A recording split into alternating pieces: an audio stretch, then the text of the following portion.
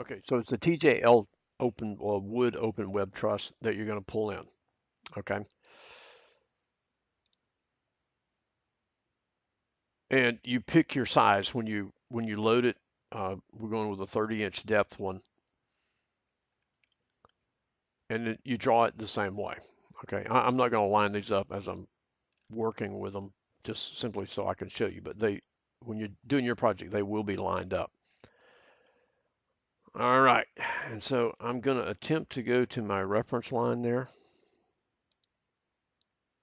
and you can see it defaults to the center,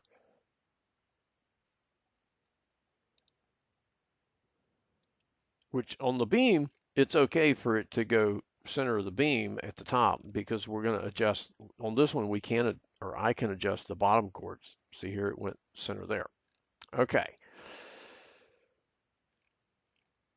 here's one that I put in previously, and I got it a little bit too long there. But on this one, the offsets work, the extensions worked. Okay.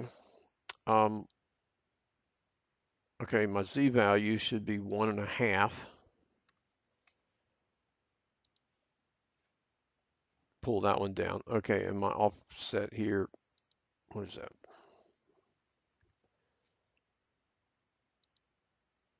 Okay, so that one would be 3/4 on the top chord start extension,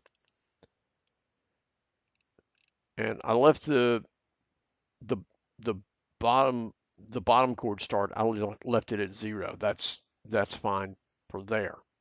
Okay, on this end,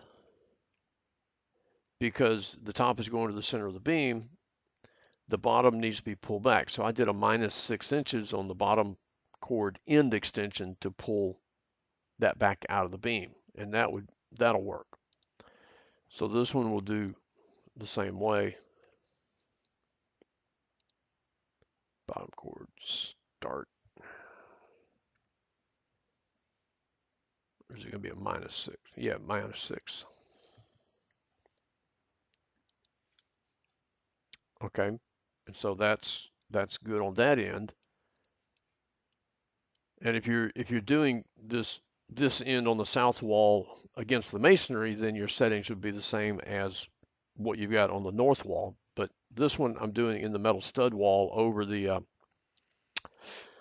beam, over the windows, and so I want to do these top chord end extensions. Those should be 3 inches, I believe.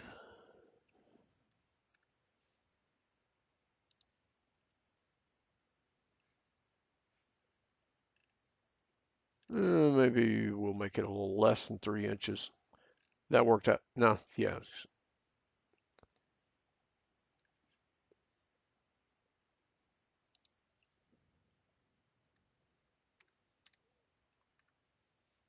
I'm going to guess 2 7/8.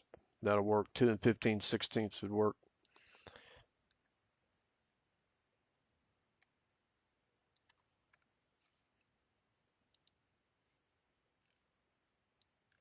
Well, even that's still a little bit. Man, I don't want to split those many hairs. We just go with 7/8.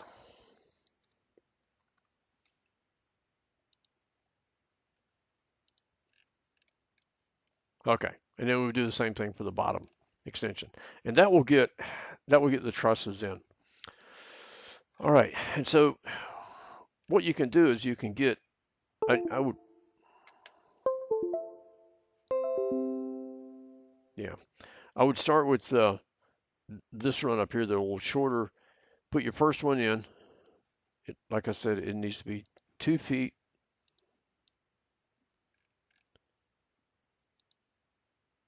from the inside face of the masonry wall to the center of the joist.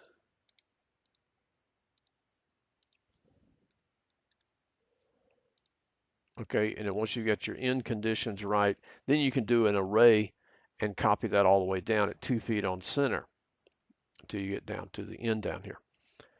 This one, you'll have one against the wall here. I think your second one is going to end up hitting on the stud wall, so then you can copy it. I wouldn't. If you do an array, then you have to ungroup them to edit an individual one. So you get your first one here against the masonry, and then the next one, or whatever the second or third one that hits on the stud wall, then you can array it down until it comes to the end of the stud wall, and we're back against the masonry for a couple of them. So you can figure out how that works. And either one of these trusses will be fine. I'll accept either one of them. If I would prefer if you can get the red built one to work. It looks better. But like I said, on my computer here, it won't, it's not working. Okay. And one other thing I just thought about, the settings and the dimensions that I gave you for the skylight is based on the red built with a truss width of being 4 3/4. So if you use the TJL truss, the skylight settings will be a little bit different when you go to create your skylights. Okay, and so that's how you deal with trusses. Okay.